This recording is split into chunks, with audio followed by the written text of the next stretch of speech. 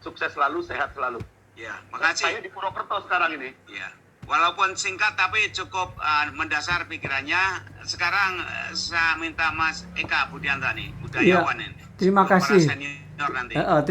Terima kasih. Pertama memang saya harus hormat pada Pak Kristianto Wibisono dan penghargaan yang tinggi untuk menyelesaikan buku ini. Ini buku yang paling kaya, yang paling lengkap dan hidup. Dia hidup dalam sejarah, tapi dia juga berhasil menarik kita ikut hidup di dalam sejarah itu.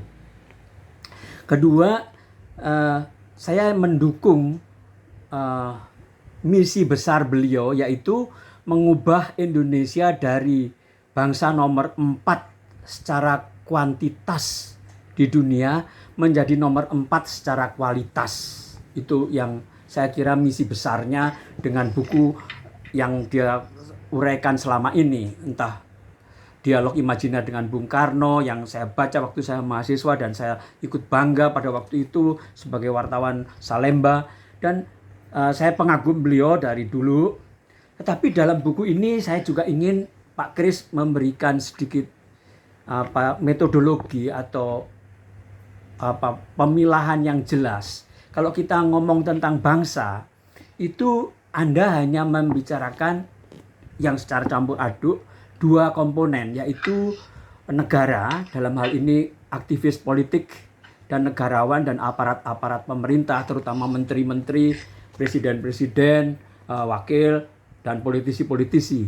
Tetapi yang kita pahami kan, negara itu ada, bangsa itu ada negara dan ada korporasi yang secara sekilas Anda singgung, ada banyak sekali konglomerat yang Anda daftar di sini, dan juga konglomerat mempunyai dinastinya.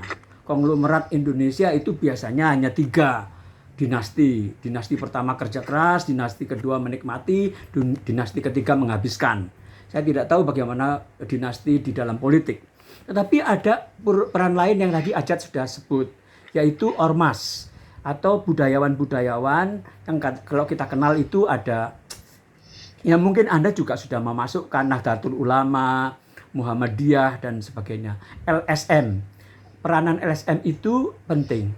Dan yang keempat, yang seringkali dianggap kelima karena saya lupa yang nomor 4 itu, adalah media. Yang semuanya juga mempunyai dinasti-dinasti.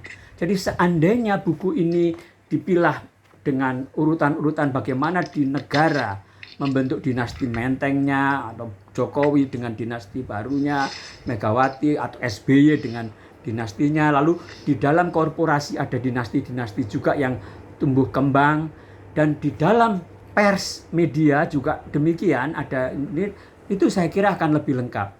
Sistematisasi dari buku ini yang sedikit saya sesalkan, sehingga buku ini kaya sekali data tetapi campur aduk.